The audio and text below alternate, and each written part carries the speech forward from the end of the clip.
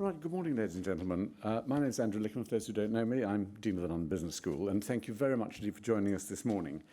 It's a special welcome back to Lord Browne, back because he's a former member of the school's governing body, 1996 to 1999. But of course, he's even more famous as a highly respected CEO of BP.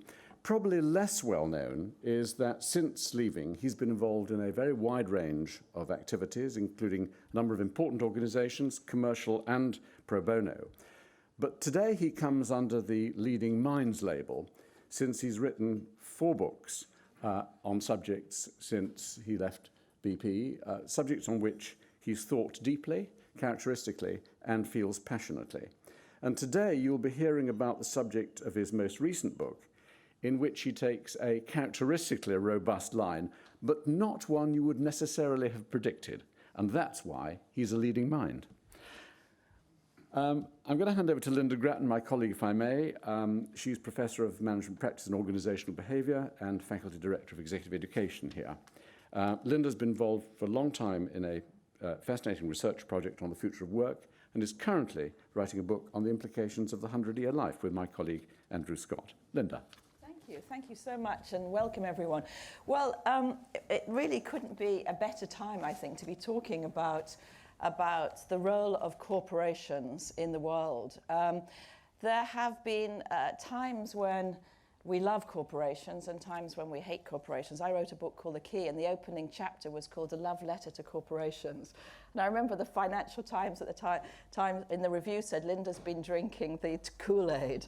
And of course, the VW incident, which John has been talking about a great deal in the press in the last week, has simply made it even clearer that corporations are very important in the mind of people around the world, and indeed that we have high hopes and trust in them, and we feel distressed when they fail to meet that trust. And in a sense, that's what we'd like to talk about today. What we're going to talk about is what is the role of corporations in society? What can we ask of them? How can they be trusted? How do we hold them accountable? And to help us to think about that, we've got John Browne, and you've already heard something about John. His book, Connect, in fact, his co-authors are also here. I'll introduce them in a moment. His book, Connect, is a really fascinating account of not just the idea of the role of corporations in society, but more indeed your journey in terms of your own journey into thinking about the role that organizations play in society. And of course, as the CEO of one of the largest oil companies in the world, that's a question one's constantly asked, and so it's a very, very fascinating book, and I do recommend that you read it. Can I introduce also John's co-authors? First of all, I'd like to introduce Robin Nuttall, who's the partner at McKinsey, and who himself has been very involved in this topic, particularly from the perspective of the regulation, because you know that regulators, and we see this in the VW case, play a very important role, particularly when trust is broken. And may I also introduce to you Tommy Standel, who's sitting right here, who also has been very much part of the writing of the book, has worked for Obama, has worked for David Miliband, and has now got the title that I'm sure all of us would want, which is Refounder of Polaroid. That's a wonderful title. And so before we start, let me just make one or two other comments. And in particular, I'd like to introduce my London Business School colleagues, both Alex Edmonds and Yanis Yanisou. One thing to say about London Business School, and it's happened in a rather interesting way, is that we now have what we think is one of the largest sort of clusters of academics working in the field of social responsibility. And we're very, very pleased and fortunate to have Alex and Yanis here, both of whom have worked in the field of shareholder value and the implications of good social responsibility and good governance on the impact of share price. So both of them have worked in this field. And I think as a consequence, we're beginning here in London Business School to get a very strong voice around this crucial topic. So may I first of all hand over to John to say some opening remarks. Thank you, John. Andrew, Lynda, thank you very much. It's a great pleasure to be back at the London Business School. I think when I first introduced this book, it was published 2 weeks or so ago. Of course, it was summarized very quickly when I was interviewed on the Today programme in the following way. Browne calls for the destruction of CSR, and Browne calls for the elimination of all corporate PR. Now, actually, there is some, as always, there's some truth in it, but not the whole truth. And I hope today we can add a little flesh to those rather poor bones of a summary. So it's about, the book is for business leaders, and it's not a recipe book. I do really despise books that give you the 10 tips to be successful, or the 10 tips to be the CEO, or the 10 tips for anything, because life is too complicated to have 10 tips, it seems to me. So we're trying only 4, incidentally, but they're not. They're not actually tips. They are ideas for you to think about and debate with yourself and everybody else on what to do in certain circumstances. So, who's doing my slides? I am. Okay. Sorry. It takes you ages to get over being a CEO of a large company. So which one? Now let's see. Up, no, wrong one. I want to go. That's it. Oh, good. That's right. No, so a lot of people say, well, you know, the way in which business and society operate is it's not new. And it's cyclical. So you go to see Lloyd Blankfein, and he sits up at the top of the Goldman Sachs building and says, well, you know, it comes and it goes. They hate bankers, they like bankers, they hate bankers, and kind of, you know, in the end, if you live long enough, you can get through it all. So we thought about that and said, well, there may be some truth in that, but it may not all be true. So, you know, we went back to Cambridge, and I'm a trustee of the Needham Institute, and it's always a good idea to go back to China and figure out, because they surely have done it before us. So lo and behold, they did, and we went to read Joe Needham's translations of the discourses on iron and salt, and we found out that indeed there was a debate about merchants and business, and there were 2 sides, one apparently liked, the other didn't like them. Joe Needham figured out that actually nobody liked them, and they put merchants at the bottom rank of humanity, and the sons of merchants even lower than that. So they didn't like it because they destroyed forests, they got rid of villages, and they lived high on the hog, and they had great clothes, and they showed off. So it sounds very familiar today, but the big thing about that was, of course, there was a consensus of hate. And so it did some very bad things to China. So it reached a tipping point where nobody liked them, and that was Joe Needham's breakthrough. In the margins of his manuscript, he said, of course, actually nobody liked them at all. And that caused a problem. So public distrust in business creates real problems, and you could see that in Volkswagen, where the bond of trust and the bond with society's purpose embedded in Volkswagen was broken. And as the research we quote shows, 30% of the value of any company is at stake if they break their bond with society, and lo and behold, and rather magically, in the first 3 days, the stock price of Volkswagen went down by 30%. So everyone thought that was pretty good, and we realized it was, of course, a statistical fluke. But it does say when the majority of people are against a company, things don't work out very well. Banker bashing is the same thing. How close were we to real economic destruction when not only were we trying to cure the problem of imperfect financial structure and regulation, but actually we kept going saying, actually we don't like banks. Of course we like banks, because without banks we couldn't do much. So it's where you get to the critical point where actually people do things which are almost irrational at great damage. So it keeps going again and again, and I can think of lots of ways that people have destroyed their relationship everywhere from Andrew Carnegie, who was a really bad man, and Mr. Frick, who was even worse, who worked for him. We can think of Cecil Rhodes, and we can think of all the people, and Clive of India, who I think we quote him as saying when he was accused of destroying a bond with his charges by taking rather a lot of money, he remarked to a parliamentary committee that he should be admired for his restraint. So there we are, because he could have taken so much more. So a lot of attempts at fixing this relationship have been rather mixed in the past. And one of the things that really has been mixed is the effects of CSR. For the last 8 years, I had an office next door to a rather great man who I recruited to BP, and then I took with me to a private equity, who worked for Enron. And on his desk, he had a perfectly framed copy of Enron's CSR code. It was, like almost all of those books, actually unwrapped. It still had its plastic wrap around it.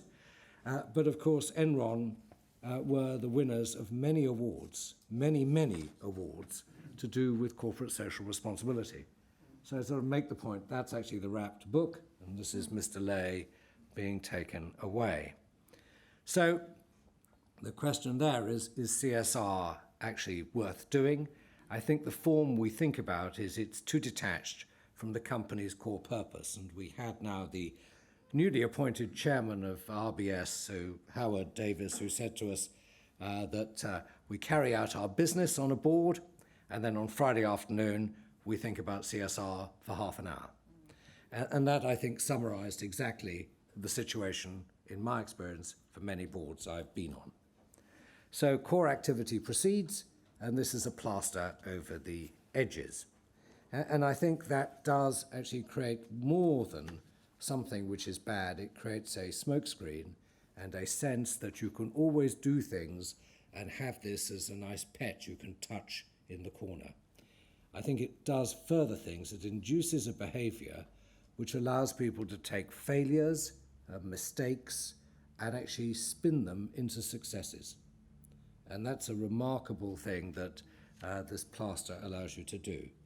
Now, this label of CSR might have died already, but I think in practice an awful lot of companies still behave that way. So what should they do? And I'm just going to make a few points and then sit down and get my two colleagues to talk.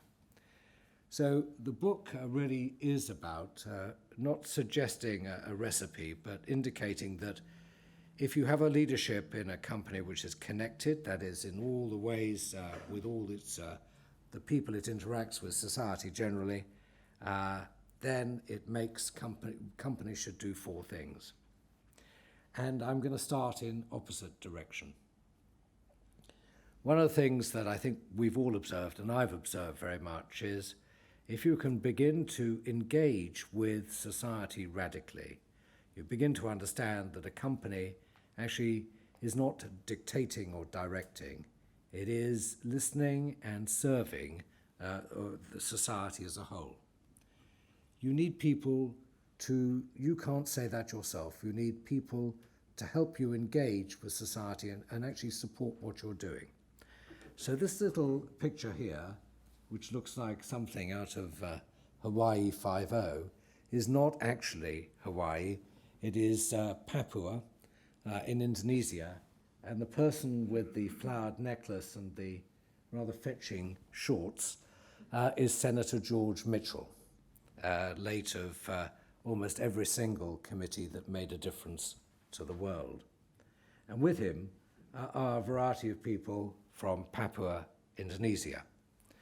Now, when I was running BP, we had to develop a gas field, which we inherited from ARCO, which was very, very big, but it was in an extraordinary location. It was in an island at the other side of Papua New Guinea, so West Papua, now called Papua, which had been exploited by several people. Freeport-McMoran had developed the world's tallest mine, and the outfall from that mine to the sea looked like something out of a dream.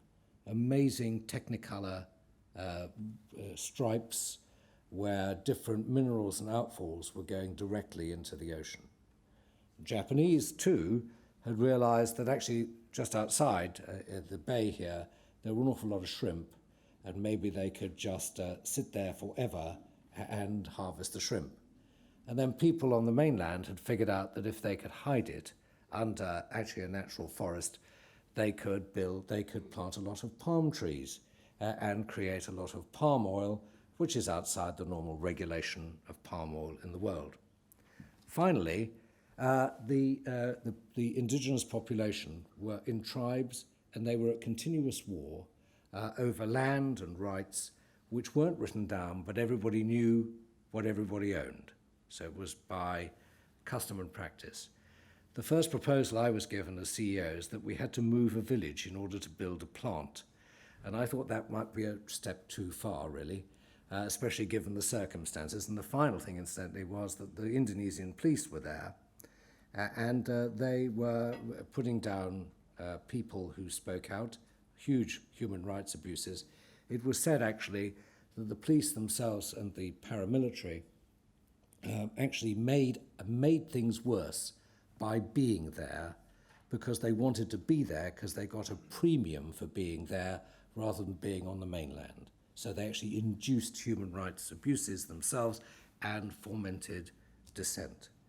So the question was, what on earth to do? And we invented something very unusual, which was, why don't we therefore have somebody who allows us to be more radical? So we asked Senator Mitchell to put together an independent commission. We put the money to pay for it in trust. It was completely separate and a cross-section of people. And he said, I'm happy to do this, but of course I will report directly to my constituency, which is the world. I will not report to you, and you will read the reports as everybody else does.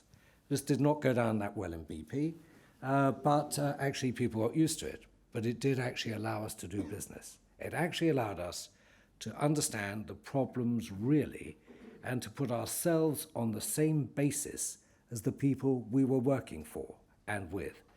That, to me, was the single most important thing. It had a second, which is obviously that nobody trusts most business, partly because of the way in which we have communicated, which is normally to say we are never at fault and we're always right and we are good for you and all failures are successes, and all these sorts of things that come out of various people's minds. In this case, there was an eminent person who was quite independent, and he was beyond questioning. He, as it were, spoke the truth. And that, I think, is very important to think about. So all this, I think, illustrates the four things we think about, which is a realistic understanding of where you are in the world. Companies don't control the world controls companies. We forget that every day. Secondly, we have to really communicate our purpose, but thinking, there's tons written about that. But it seems to me we really need to understand that if we put ourselves in the position of the people we were working for, what would we be saying? We are an integral part of the service that we provide in anything that we do.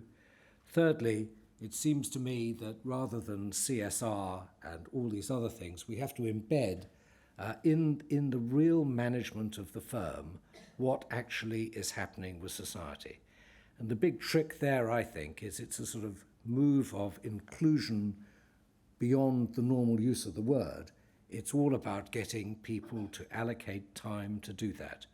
Ask managers to do things. Everyone says, well, John, that's the 101st thing you've asked us to do. What do we do next? And the answer is, this is important. It's as important as dealing with people, and it has to be high on the agenda for time. And finally, they should engage radically, and I thought you might like that picture. Let me sit down and turn over to Robin. Robin. Thank you.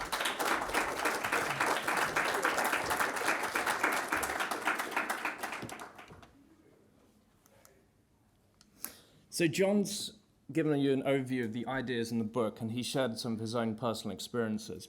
What I'm going to do is outline to you some of the research that McKinsey and others have done that underpins three of the elements in the book. The first is value at stake. The second is the four ideas that John mentioned. And the third is more forward-looking and the big trends that we think will continue to impact the world. So the starting point here was that we did quite an exhaustive piece of research across all of the sectors in the economy to estimate what is the value at stake from external engagement, engaging with regulators, governments, NGOs, consumer groups. And we constructed a set of scenarios on worst-case outcomes versus best-case outcomes. And we covered a full range of sectors, which you can see on this page. And it may not surprise you that in the traditionally regulated utility sectors, telecommunications, infrastructure, airports, there's a very substantial share of the profit pool which is at stake from government and regulatory decisions. That's the so-called stroke of the pen risk, which can either destroy or add billions of dollars of value to your business at a moment's notice. But beyond that, there were several sectors which had previously thought about themselves as being relatively unregulated. Take consumer goods, food and beverage. We found that when we looked at consumer goods here, we found between 25 and 30% of the value at stake is driven by this engagement, because recently they found themselves at the center of concerns about obesity, about health, about ingredient quality, and as a result, they're on the receiving end of sugar taxes, advertising restrictions, and so on. A second example of a more modern area would be tech and data. Data and privacy are now huge concerns of individuals all around the world. So essentially our finding, and you can see across this chart, it varies, around about the 30% mark here or there, is reasonably consistent across the sectors. And it's not just downside. This is not just a downside mitigation exercise. There is downside risk. But what's more exciting here is there's also upside potential if you get it right. So if you are an oil company seeking access to new fields, or a mining company, or if you're a telecoms company who can deregulate and innovate, then there is enormous upside to be captured from managing externally. And some of the research that we've also taken inspiration from is by Professor Alex Edmonds, sitting right here on the front row, which essentially demonstrates that having strong employer proposition has material financial value.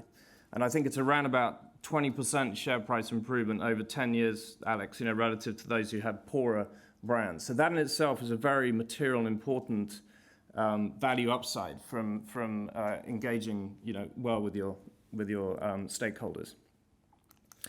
And this translates into something which we roughly call the 30-30-30 phenomenon. 30% value at stake. This is the Volkswagen stock price chart that John mentioned at the beginning on the left. CEOs spending 30% of their time, very roughly from around about 600 interviews that Dominic Barton, our managing director, has done. CEOs are spending around about 30%. This is John here with Arnie and Tony Blair. These are the circles you get to move in the fields of industry. It's quite exciting to see this. But on the right-hand side, less than 30% of executives are successful in engaging and connecting and have an impact externally. It's more like 21%. So you have a phenomenon which is important, which you're spending a lot of time on, but which you're failing at in very large measure. So what to do about it? And this is where John introduced the four ideas that we map out in part 2 of the book. And I'm just going to go through them briefly one by one to talk about the foundation. The first idea is what we call map your world. This starts with getting a really hard-edged view of how you as a business, are perceived. 76% of governments and regulators rate my company reputation as positive in the survey that we do every year of 3,000 executives. But only 21% frequently succeed in engaging governments and regulators. So there is a disconnect between the way that a company looks out and the way that companies look in, and the way that external stakeholders look at those organizations. And there's a couple of things which are really important here. One is to distinguish the secular trends from fads and blips. So if you're in consumer goods now, then what is secular? Is obesity secular? Is concerns about ingredients and aspartame secular? What is the long-term versus the short-term? Distinguishing that is a key starting point. A second is to seek to quantify the value of the stake that we showed previously. Shell, for example, who we interviewed for the book, they set out 10 issues, carbon emissions, renewables, and a whole list of issues, and they quantify value at stake upside and downside at a number of horizons, near term, mid-term, and reputationally. And that to us is the foundation, and this is the first idea or the first tenet to map your world. The second idea is to define your contribution. And this requires really careful thought about what is your enduring value proposition to the external stakeholders. Some examples here is we've looked, for example, we interviewed Paul Polman in the book. The Unilever Sustainable Living Plan has a dual objective. One is to dramatically improve health and hygiene, and that has a set of measures which are audited externally. 200 million people hygiene improved, and that's measured by a third party. But the second objective is to double the size of the business. So there is no trade-off here between the contribution externally and the financial contribution, quite the reverse. Your external contribution here underpins your financial contribution. And there are 3 other examples here which we can talk about in the Q&A if there's interest in doing that. The third is apply world-class management. So it's a starting point to map your world and define your contribution, but that's not enough. And our survey here, we found 30% of executives have the talent that they need to engage externally. Our processes integrate consideration, only 27%. So the processes at the moment are disconnected from external considerations. 21% have the skills and 16% quantify the value at stake. So this has to be embedded in your business. In the Unilever example that we talked about, the line of business CEOs have external measures on health and hygiene in their scorecards and in their report cards for their performance evaluation. And that is what makes the difference. When John talks about CSR being disconnected, that is the problem with CSR being over here when you have your business leaders over here with something different. You need to inject those external engagement measures into the lifeblood of the organization. And that's what we call apply world-class management. One approach that we saw here by Andrew Mackenzie, who we interviewed for the book, BHP Billiton, was a very document and process-driven thing. But for example, when you're estimating investment appraisal, then a consideration of external stakeholders should be absolutely crucial step in investment appraisal decisions. So this is how to wire connection into your business. The final example is what John talked about with Senator George Mitchell, which is to engage radically. So 64% of our executives say we should proactively and regularly engage, regardless of the immediate interest. And 36% say we actually do. And then we found, of the companies which are successful, on the right-hand side here, 22% avoiding external engagement as much as possible. They're essentially avoiding it and saying this is something outside my control, it's not something I can influence in a positive way. But of the successful companies, 79% proactively and regularly engaged. So the example that John gave of extreme transparency in that Papier case is radical engagement. Another example in the book is from AstraZeneca, who came under challenge from the FDA in the US about a drug trial. They published all of the drug data on the internet and said, you take a look at this, we have nothing to hide. So this is about extreme transparent engagement externally to really project your message. When you take these 4 ideas together, our contention in the book is that connection is the new source of competitive advantage. And I think, as Lynda mentioned, London Business School is at the forefront of this. You are at the forefront of this external engagement connection with Yanis and Alex and Lynda. This is a hub.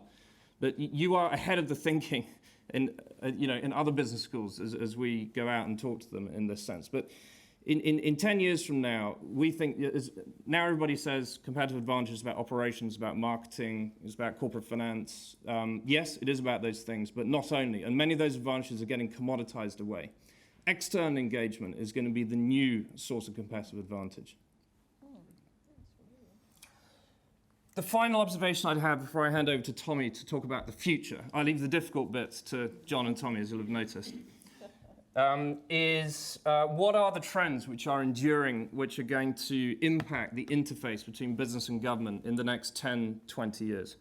McKinsey Global Institute did research on the economic burden of major conditions around the world. And you'll see these are major economic burdens: smoking, violence, obesity, alcoholism, illiteracy, climate change, air pollution, and so on.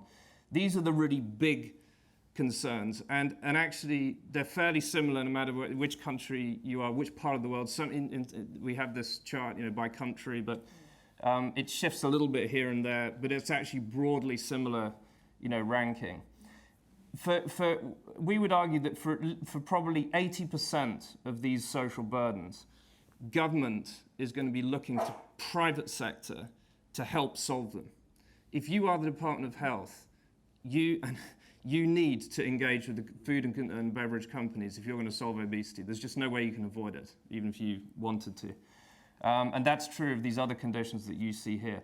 So we see, looking forward, that governments are going to need ever more to engage with business. And that creates an opportunity for business to connect and engage externally to an even greater extent in the future than we've had to date. So I'll just hand over to Tommy now just to share a couple of thoughts on the future. Thank you.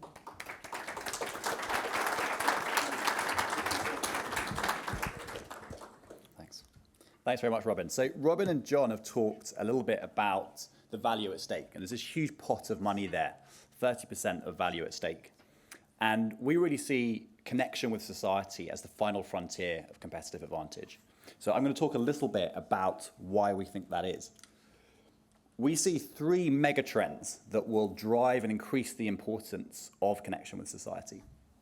So these 3 trends are disruptive technologies, things like artificial intelligence and robotics, new theatres of engagement, so the shift towards emerging markets and a new arena for the engagement between businesses and the rest of the world. And then thirdly, the rise of perhaps the most demanding global population in the history of the world. So I'll talk a little bit about each one of those.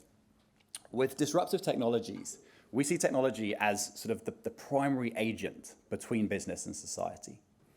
And I think there's good things for business and there's bad things for business. In a way, technology offers some silver bullets. So it offers business the chance to solve some of society's most pressing needs at low cost without having to change their business model. So if you think about things like the food industry, high-tech food can give people like Coca-Cola and Pepsi a way to deal with the obesity problem without having to completely change. Well, the same is true of fracking in many ways, the ability to get new sources of energy for the oil and gas industry. So it can be a really positive thing. But it can also be a new challenge.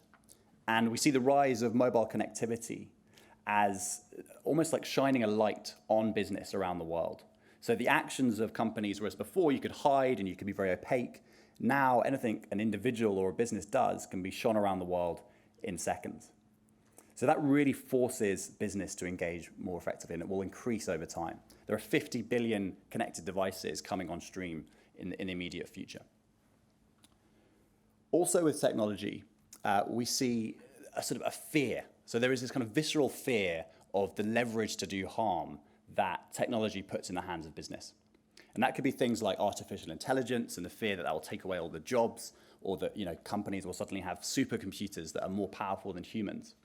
But it can also be the sharing economy companies like Airbnb and Uber.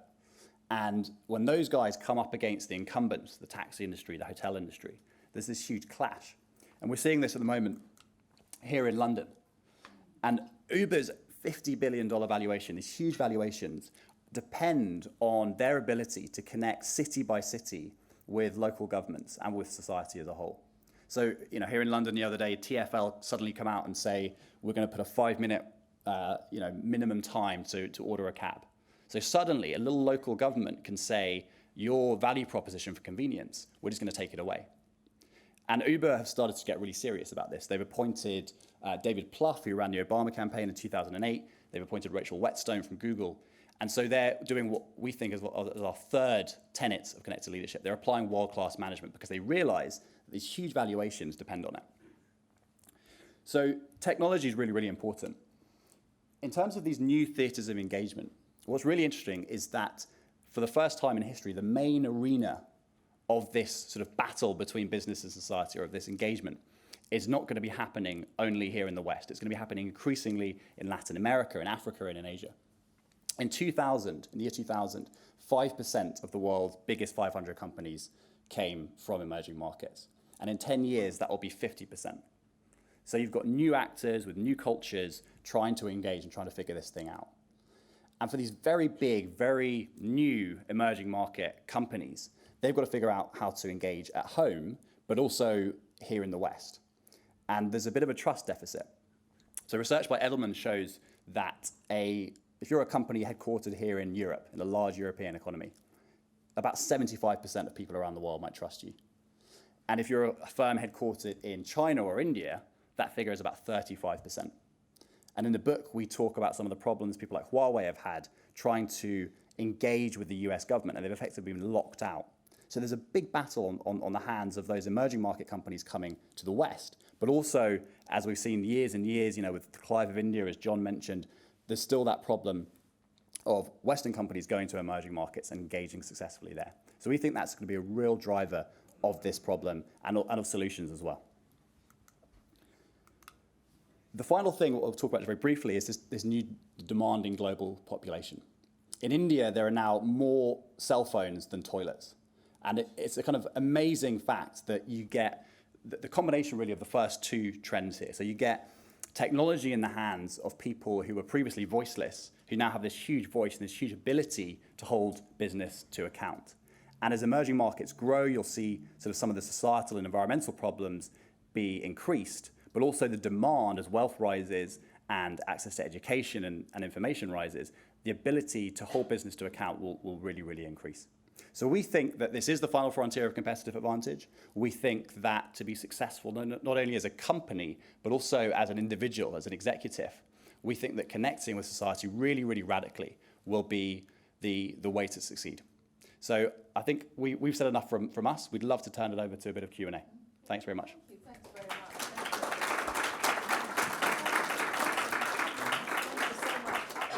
I was going to ask one question of our panelists, and then I was going to open up for Q&A. So let me just ask a question. I mean, clearly we're sitting here in a business school, and I think everybody noticed with Enron that so many of the Enron executives have come from a business school. If you were doing Andrew's job and running London Business School right now, what would you be doing right now to change this connectivity piece that you speak of? So from I guess I've spent more time in business than I have in business schools. But I think first it's very important to get things laid out properly. So an intellectual understanding of what is needed to be done, a description of what is needed to be done is essential because it is the way you communicate with people to give them a sense of position and place. But almost like everything in business, I believe the center of this is about how do you engage your internal team on your purpose. It's called inclusion in some areas, and the more I think about the sort of values and processes of business, the more I come back to deep understanding of inclusion in every single dimension being the most important organizational concept inside a company. So, armed with the structure, I think you've got to then arm your executives with a sense of purpose with the structure, but as importantly, a sense of priority. I see it again and again. I'm actually quite amazed at the number of chief executive officers who say, in a rather banal way, people are my most important asset. So we say that's great, and I totally agree with it. let us now examine the time allocation of a CEO. What actually are they doing? Is their most important allocation to do with people? I doubt it. So here is where the disconnect is. It's all about a rather practical thing you need to teach, which is how do you use your time?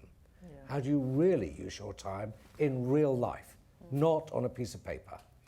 And when I come back, it sounds awfully basic, but it kind of is true, I think. And you sit with managers and you say, now what are we going to do? You know, how do we actually think about what our purpose is, and how do we dispose of this very precious thing called time?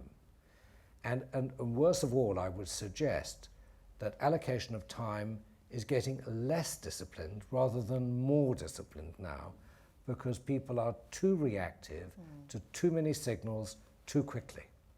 And as a result, they get very, very busy doing things that might actually not happen, might not be needed. Isn't it Prime Minister Asquith who was a master at this? Most of the things that he just looked at were in a tray marked pending, you know, so he sort of let things ripen. So I think I picked this as a very important practical thing. And I do think it is, because this is about the line, because it's about measuring what the line does and not delegating it to some staff function which kind of does things and, you know, they carry on and are very happy. To get it to be really a competitive advantage, you have to do it you have to do it in the line, in actually what is happening in a company. Yeah, that's really interesting. The Aspen Institute, you know, have been really sort of pushing this agenda for some time out of the US. Their view is that the one thing that stops the sort of agenda that you've described happening is the short-termism, particularly of the markets. And it's interesting to reflect that when Paul Polman took his job, the first thing he did the first day he was there is he said, I will no longer give you quarterly predictions. The Aspen Institute call that, you know, the beast, really, the ticking beast. And certainly that seems to be a really important issue, doesn't it? How do you give managers time to think about this stuff? Robin, I wanted to ask you, this extreme engagement, you know, the idea, and all of you made the point that executives have to understand what happens outside of the boundaries of their corporation. How is that going to be achieved, do you think? What would actually be happening? And again, I mean, our interest here is how might we prepare students for that? But that just isn't happening right now. You don't get extreme engagement. What would that look like, and how could we influence that? So I think it all starts with developing a sensing mechanism as a corporation. And one of the things we found in our research is that only 52% of corporations deploy social media as a sensing mechanism for regulatory and stakeholder trends. Obviously, every company, if you're Procter & Gamble or Unilever, is using social media to sense, you know, people's views on your products. But you can also use social media much more broadly to try and distill, you know, the really big changes which are happening externally. And I think the corporations have really underestimated the power of social media. If you take, for example, the obesity example that we talked about, you know, the great hope in the sparkling drinks industry was that people would shift from full sugar variety to you know, diet varieties of drinks. But you had one social media rumor, which was that aspartame causes cancer, and that drink started declining, and that was divorced from any fact base, you know. But the social media enabled that concern to get amplified. So the social media is now moving so fast. MGI had a report published the other day on women and the value from, you know, integrating women and leveraging more women talent into your organization. Emma Watson tweeted that. That's 19 million followers. You know, the food babe in the US has 1 million followers. If she says, you know, pizza is bad for you, that's going to happen. So I think it starts with companies developing a much richer sensing mechanism and evaluating how they can use social media to sense, and then also to go outbound. You know, one of the conversations we've had with Alistair Campbell as part of this book was the notion of enduring authenticity. There is now no border really between the corporation and outside when everybody is deploying social media. So what really is authentic in your organisation? Because the borders are porous. Yeah, I wanted just to push you a little bit more on that, because for me the word extreme engagement is a great deal more than listening. Much more. And I'm taken back to, I don't remember, John, if you remember Warren Bennis at Harvard. Yeah. Do you remember? He's just do. passed away recently. But Warren Bennis, who was one of the sort of great management thinkers, he used this concept of crucible experiences. And he said that people who decide to make a difference, and Paul Polman is one of them, and I've interviewed Paul Polman about his crucible experiences, usually something's happened to them in the outside world. And this is why I think your point about extreme engagement is such a crucial point, really. I mean, what is it that happens to an executive where they're prepared to give time to some of the things that you've described? And I'm just wondering, Robin, I mean, how do we, or John, how do we provide those opportunities for people to walk with the Papai people, in that, across that oil-streaked beach? So I think it's, if I may, one of your competitors is doing just that. Yeah. So at Stanford, they're trying to figure out what actually are the components of leadership that actually make big change. And I think most of it is, I'm completely with you, and I'm definitely who would disagree with Bennis. But it is about, I think, really searing personal experiences. And I would say that my attitude to corporate management and the way in which you engage radically changed when I was outed and I left BP. To me, it was like understanding how much of what corporations do is worthless in this area. And it's not to demean what people do or functions, but it is this continuous view that we as corporations might be smarter than the people we're talking to. And we can actually put things in a way which, if only they understood us, they would agree. So, but actually we should turn it the other way around and ask ourselves, but we're them and they're us. And actually we need to get rid of this idea that we could find ways of doing things that are better for them than they think they are. So radical engagement, I think, is to sort of swap places with them. Yeah. I think in a business school sense, it seems to me that it's worth reminding people, what each of, the students, as it were, was like, certainly in an executive class, when they were a salesman, when they were an operator, when they were contacting people, and when they were actually listening to what people really were saying to them before they became so senior that everyone sort of said, well, what does she want to hear? Maybe I can find a way of saying it. But it is actually, so technique is needed here. It's, as Robin said, I think it's listening to social, but then it's making decisions above that which say, I'm going to cut through this because it will be a different way of doing things. Crises are very important. People need to remember, why is it that some companies survive in crises, why not? Plenty of studies on that.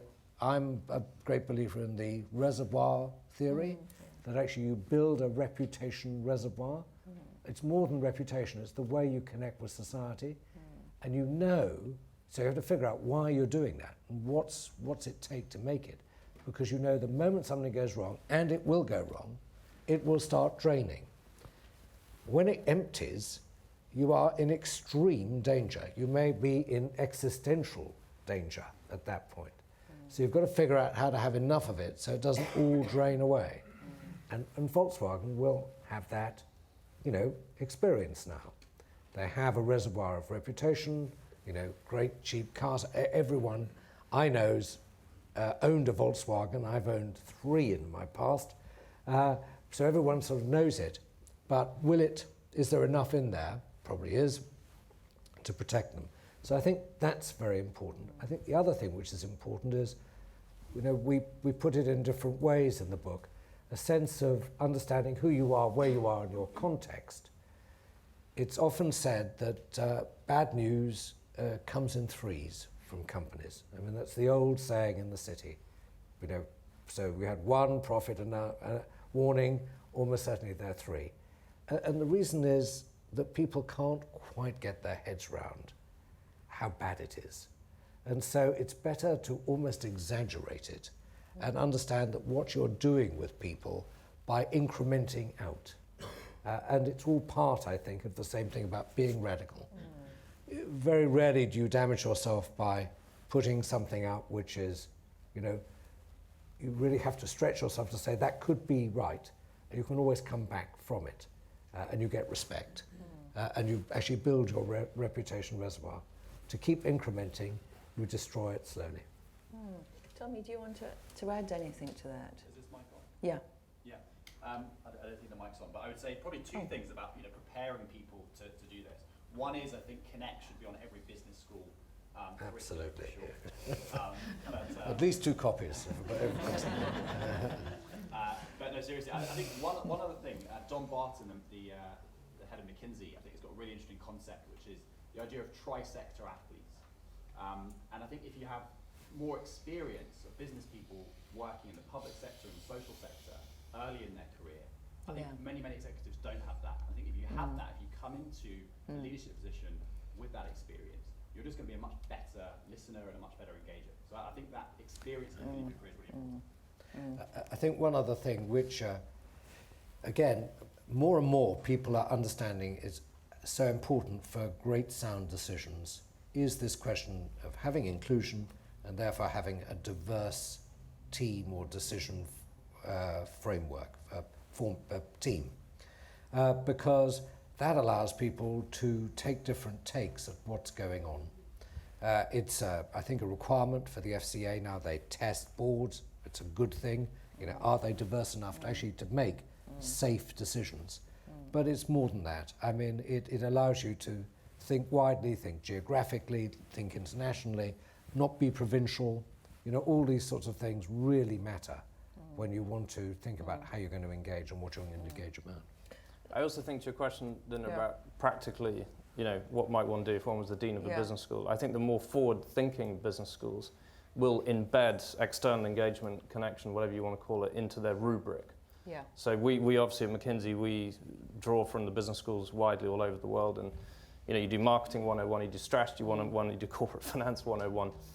This should be just this should have its own 101 module because it's just as important as we've tried to show as all of those other topics. I think one of the most important, and then I'm going to hand over to my colleagues here at London Business School, but and then to the wider audience. But you know, I think one of the most important things you've said in the book, from our perspective, you know, from a business school perspective, is it's got to be beyond social responsibility, because frankly, when we have social responsibility, it sort of goes in as a module in the second year, or it comes in as an elective. And actually what we've found at London Business School, and those of you who are either here right now or are alumni will know, that one of the most extraordinary things that's happened, certainly I've been here for 25 years and we're now, we've just celebrated 50 years, is how many of our alumni are moving into social entrepreneurship roles. And they're doing that in part because of the experiences they had at the school. So right now, you know, we've got students working in Soweto, we've got students working in Sierra Leone, we've got students working all over the world actually in projects where they're getting really close to what you call extreme engagement. And our view is that that's what it takes. It takes the kid to be sitting in a village in Sierra Leone to say, this is really important to me. I just wanted to ask my two colleagues at LB, anything to add? And then I'm going to ask her just about what do you think should be happening. Yanis, Alex, you're going Yanis, Alex, go on. Sure. We're very, very, very well behaved here, as you can see. Well, thank you, Alex. Lynda, for bringing me. Actually, I'll stand Yeah, up. of course. You're a Thanks, professor. Lynda, You've got to for, stand. For bringing me in. So my name's Alex Edmonds, and my take on this, and Robin kindly referenced my studies, I looked at companies that treat their workers ethically, and I show that over a 26-year period, they beat their peers by 2 to 3% per year. And also the evidence suggests that it's ethical treatment of employees that leads to better performance, rather than better performance leading to ethical treatment of employees. Yeah. But the nuance to the study is that I found it takes 4 to 5 years before the stock market takes this into account. So Oh, that's even if you interesting. knew today Yeah. which companies treat their workers well, it takes a long time for the market to notice this. And this is important in the light of Lynda's point about quarterly earnings. So because we pressure management to focus on the short term, even if a manager's enlightened and she knows she should be treating her workers well, she may not invest in this because she's evaluated according to short-term earnings. So I think this means many things. For us, we're investors in companies, we report on companies as tweeters and bloggers. If we keep reporting about what they do in the short term, then this is just going to pressure management to focus on the short term. There's a lot of debate at the moment on CEO pay, on should it be 100 times the median worker pay or 200 times.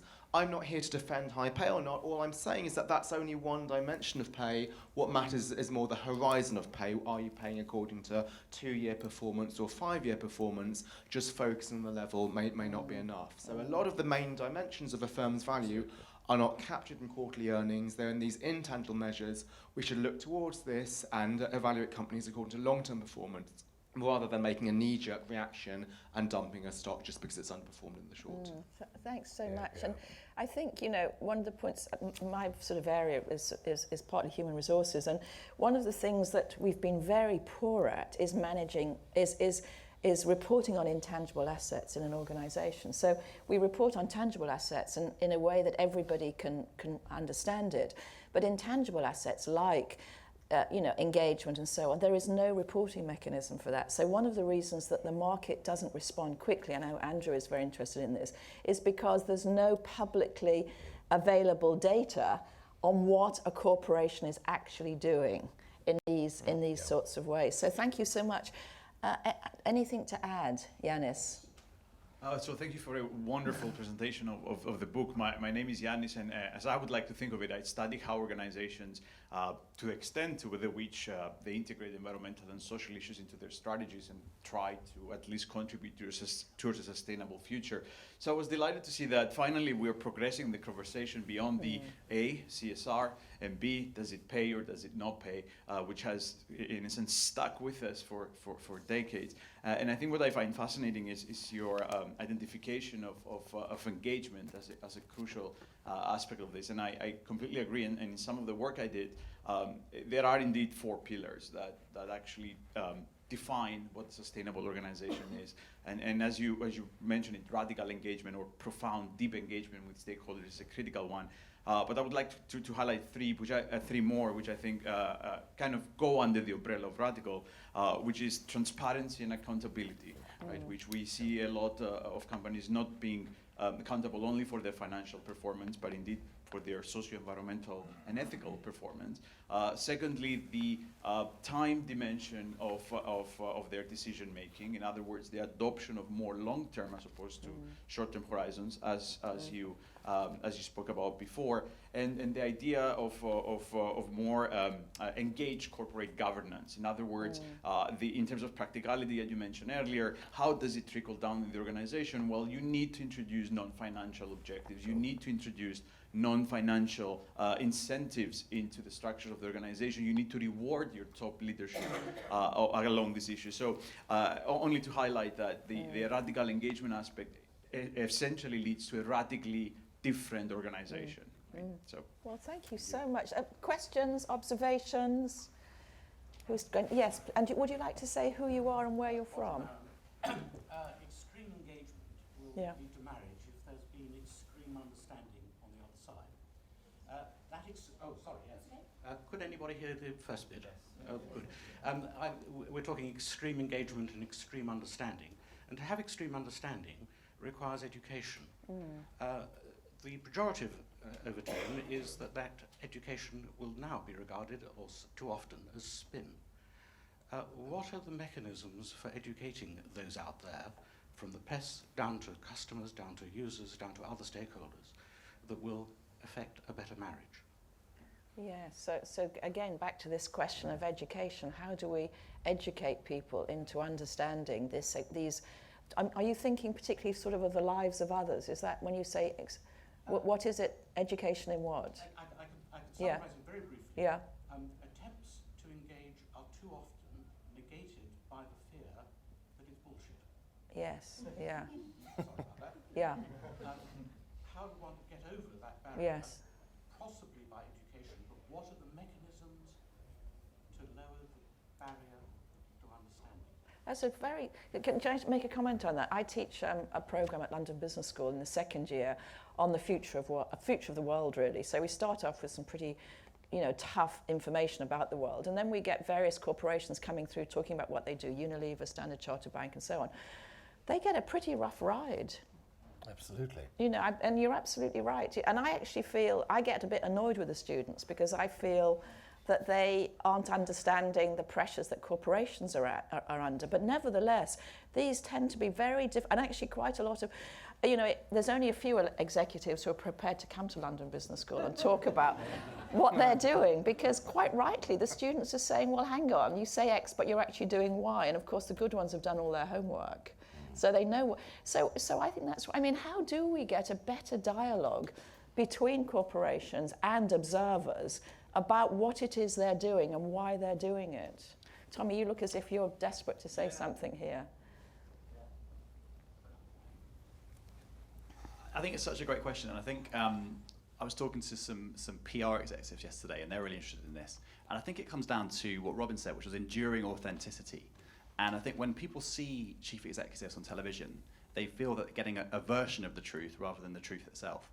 And there is such an opportunity to kind of end the monopoly on authenticity that people like Jeremy Corbyn or Donald Trump have. And I think when executives kind of break free from that and just speak honestly and openly, there is such a great connection. I think Paul Polman is fantastic at this. When you mentioned when he came in his first few days as CEO, he says to the hedge funds, "I fire you. I don't want you anymore." And it kind of shocks people, but it's just fantastic. So I think there is such an opportunity to speak more freely and openly as business people. That's what I would say. Okay, if I may, yeah, I think I come back to this point that one has to assess the reality as it is. And having trusted intermediaries is really very important. I think in history we've seen that before, lots of debate and bad performance with things like the church, for example. So I'm actually stunned by the impact that the Pope had in the debate in climate change, because at last there may be somebody who's beyond corruption, beyond being a spin merchant. So I think trusted intermediaries are really very important indeed. For very big things, unless you can get someone quite independently to say, I think they're right, you're going to lose. Because I don't think it's about educating the world. I believe that most people know what they're doing, they know what they're saying, and it may apparently be uneducated to somebody else, but to them, it's a piece of reality. Yeah. So I think that it's not about educating them, I think it's about educating us on what's believable, what's not. A trusted intermediary, authenticity, consistency, and recognizing when you're wrong. I spent 5 years with the government, and if there was one thing I told the civil service, I told ministers, is this: in the end you have to admit failure. What you can't do is create a failure into a success simply by talking about it differently. You can't do that. It's a failure, and you need to say so. And people will really respect you for that. There may be some problem with the Public Accounts Committee for a little while, but actually it goes away. If I can add one story of what John talked about in terms of having trusted intermediaries. In the book, we interviewed Naranya Murthy, who built up Emphasis from nothing. And you're absolutely right. Governments and regulators and other stakeholders will often assume that you are self-serving and your message is primarily for your own interests and may not even be true, right? There'll be a lot of people who will think in that way. So Murthy created NASSCOM, which is the Indian Computer Software Trade Association, which is the most successful trade association that we've come across globally. And one of the things that they did is to say, don't just listen to us promoting the Indian software development industry, but they had Bill Gates and Eric Schmidt going to meet the Indian Prime Minister and to say, this is the industry today. If you tax it, if you make it unattractive, we will offshore development to the Philippines. That is a lot more credible coming from an Eric Schmidt or a Bill Gates than from a trade association. So I think to John's point, you got to ask who is actually the most credible person to project your message. It's probably not you. Very interesting. Lots and lots of questions. Very brief, because we're running out of time and there's lots of people with questions. Trusted intermediary as well, and is an obligation. There is an obligation to promote them. I'm reminded that the BBC's World Service, for example, 2 decades ago, had that trusted reputation around the world. As the charter comes up for renewal, shouldn't business collectively be promoting a part of the BBC's activities in promoting the business understanding that we're talking about today?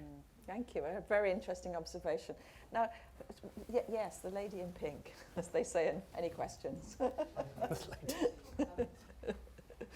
I'm very interested in the conversation. I thought it was a very enlightening today. But I'm interested. I'm having a dialogue right now with a prominent CEO about, and it's a consumer good company, and they produce a product. And he has actually admitted that there has been failure.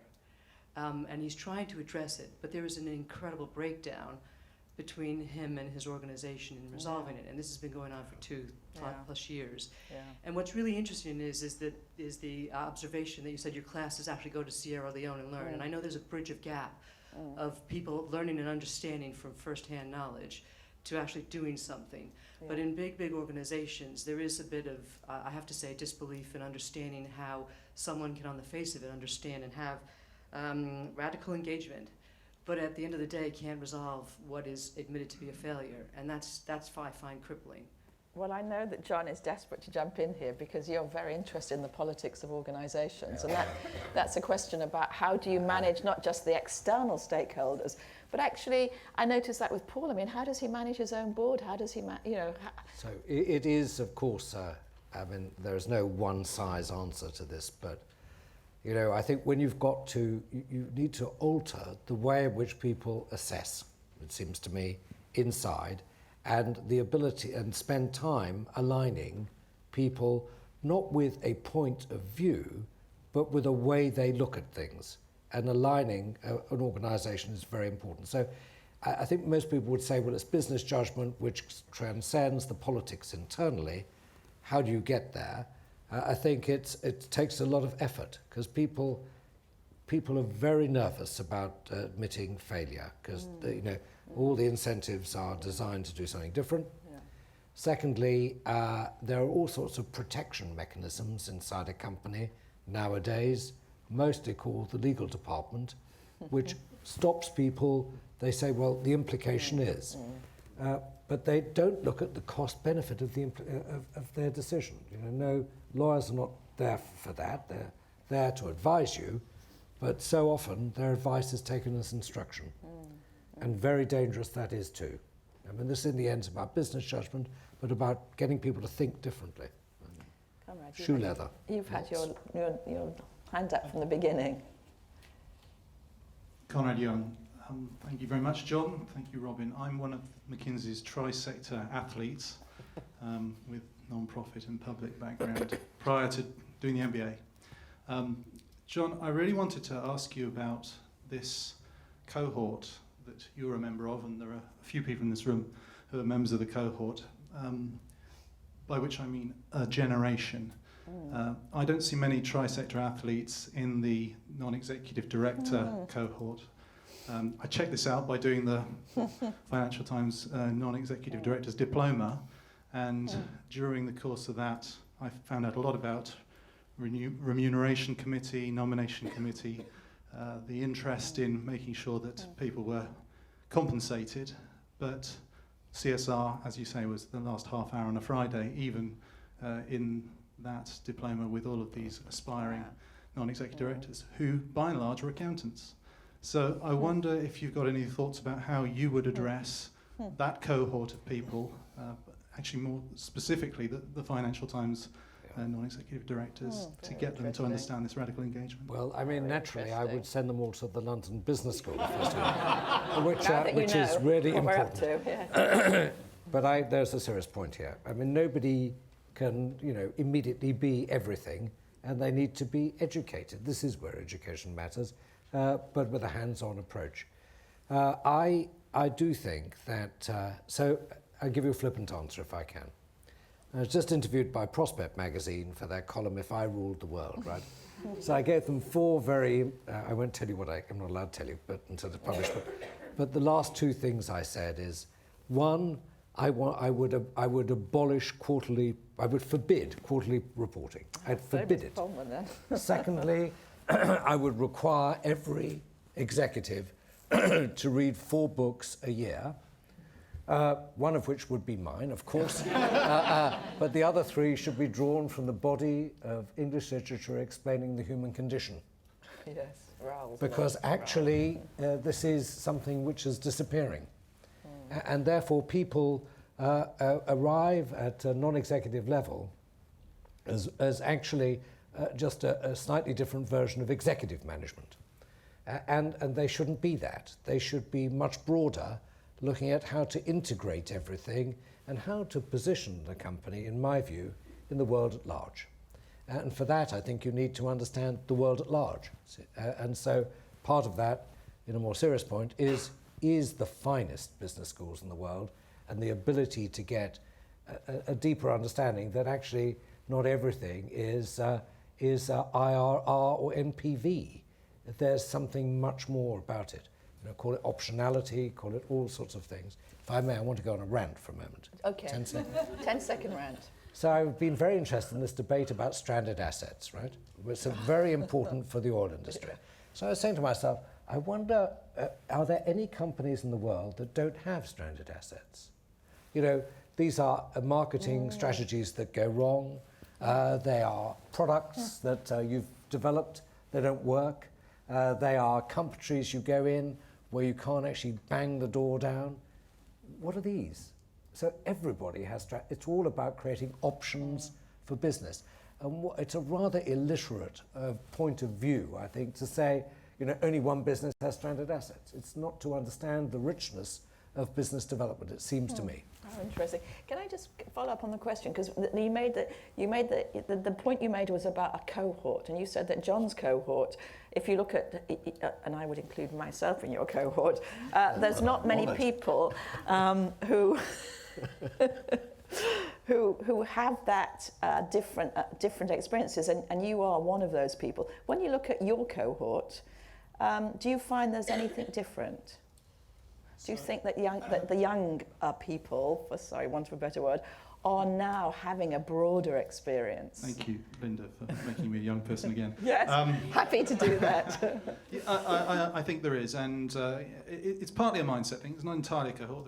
There are very many people, probably John is one amongst them within that cohort, who do think slightly differently. They're looking to new models, as McKinsey described. They're looking to the West Coast, some of these great sharing business models that are coming through. But generally speaking, yes, I think within my cohort and the kids that are coming through business school now, they expect to have more self-actualization. There's a lot more interest in entrepreneurship than even when I was doing the MBA 10 years ago, when it was really finance consulting. So yes, it's about the personal agenda, but it is definitely about the social and environmental agenda. And we see that as a huge trend. Those of us who have been watching cohorts come through, we absolutely see that. I mean, there's absolutely no case. And Adam, who's sitting, he's left actually, but was sitting at the back, who's just started this piece I was telling you about, this Forward Institute, where he's got 60 people from both profit and not profit together to spend a year talking about how do we make a difference. I think these are very important interventions. Next question. Yes. Thanks. Hi, I'm Nancy Sloan. I'm a Sloan Fellow here at LBS. Recently, I attended the launch of 62 organizations as part of the B Corporation's launch. Yeah. And even Paul Pullman, he wasn't in the room, but he gave a video message showing his support.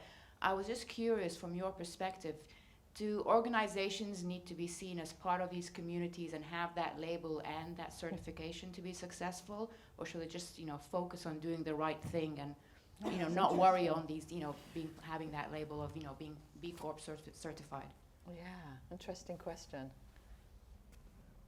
I mean, from my perspective, as we drew on the examples in this book, there's 80 examples in the book. They were certified, non-certified. You have Uber, you have Airbnb. I think what's less, it may be an advantage to a degree of certification, but what's more important is whether you really are addressing these four ideas, very, very deeply. But I think John has a perspective. John, sorry. I just think these things are very good at the beginning and they actually get destructive in the end because they lack freshness and there's gaming internally and there's all sorts of people saying, well, maybe if I did this, I could become part of a group, and actually it's not necessarily genuine. And then spokespeople tend to decide to control them. All sorts of things happen that probably not totally desirable, but I think they're great when they start because they open up new thinking. How did you feel when you were there for the launch? I mean, for me, because I'm aspiring to Yes. be a tri-sector person. A So for me, tri-sector. it was very inspirational. Yes, yeah. Definitely, you felt the spirit. There was a community, and people genuinely wanted to have a social impact. Yeah.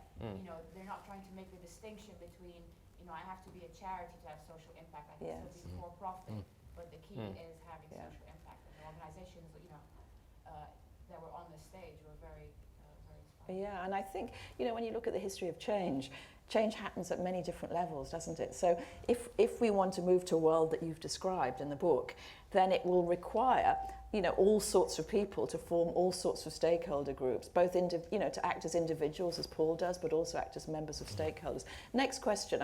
We're running out of time, sadly, but you are. Adam from PwC. So I had a question on how different businesses work together with government rather than just the business within itself.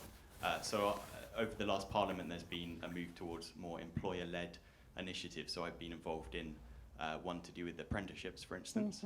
And I've seen the huge potential that can have, but also the fact that it's been quite difficult to engage firms across the sector because there hasn't necessarily been this sort of short-term profit motivation or the self-interest that's obvious, even though there's the kind of medium, long-term system-wide benefit. So I was wondering if you had any thoughts on the role of more kind of cross-sector collaborations like that, and any good examples you've seen of how to drive engagement there. Very nice question, thank you. Who would like to? Tommy?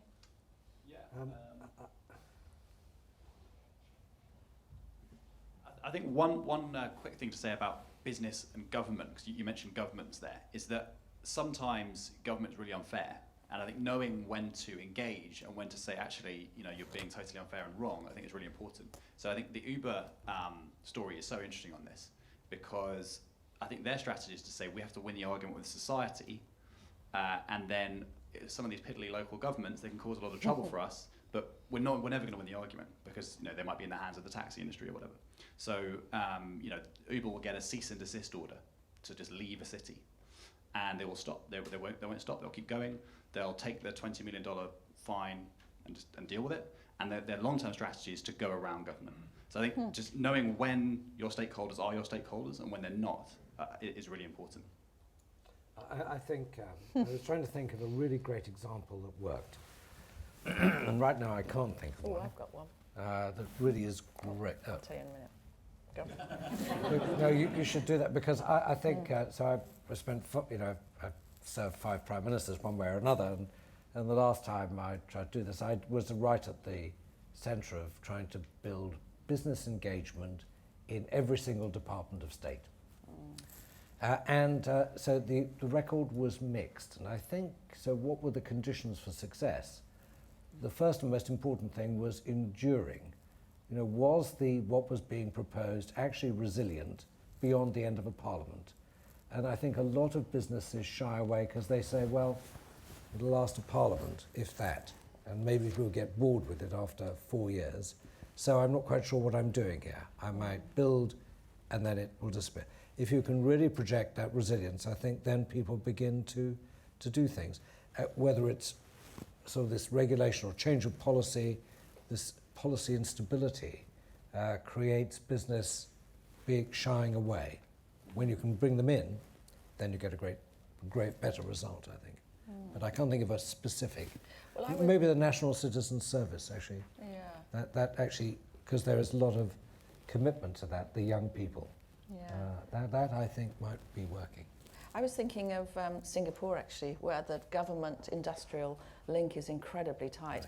And also India, where the Infosys and Wipro and so on have banded together with the government to do a lot of work on youth unemployment and training of apprentices, in fact. In fact, the best example of apprenticeship training is in India right now, and it's led by... Can you think of a good example in the United Kingdom? No, I can't. No, I can't. I think that was your question. Yeah, I can't think of anything in the United Kingdom, actually. I think NCS may actually be it. I think that's really beginning to really working.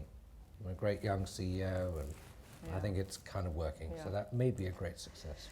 One more question, and then sadly we're over. Yes. Hi. My name is Nicola. I work with the CDC, and this subject is very much at the heart of our investment decisions. Yeah.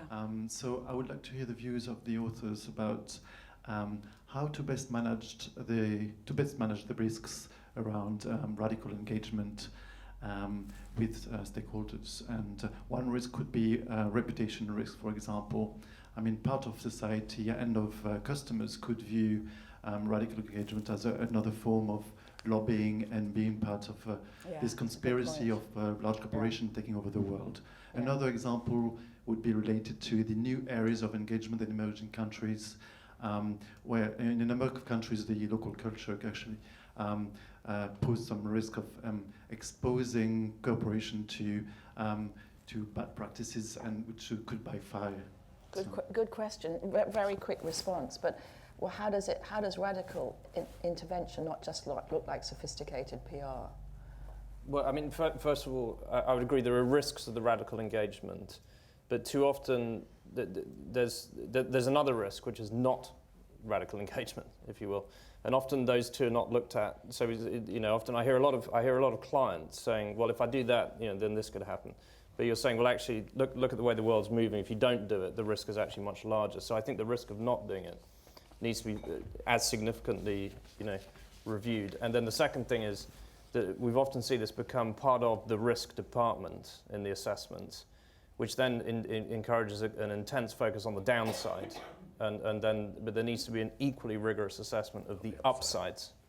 And I think the big difference is, in radical engagement, you're not actually selling a line. You're not actually selling a line. You are exposing yourself to what the views of others are and creating jointly a future. I think it's a mindset. And I think you can easily say, well, of course that will derail my activity. If you say that, then you can't radically engage. Well, I'm so sorry that we've run out of time, but let me just spend just a moment just summarising what's been the most fascinating morning. And I think, that if we take a look at this book and think about what the authors have done here, I think what they're doing is they're shifting from CSR being something that happens on Friday afternoon for half an hour to something that is part of the mindset. And we at London Business School absolutely believe that. And we work with that with our students, we work with that with our executives. And I think that I'm delighted that you've written the book. I'm delighted that you're here this morning. And we feel very pleased and proud to have you here. And I hope that we can continue this fascinating conversation. Thank you very much. Thank you. Thank you.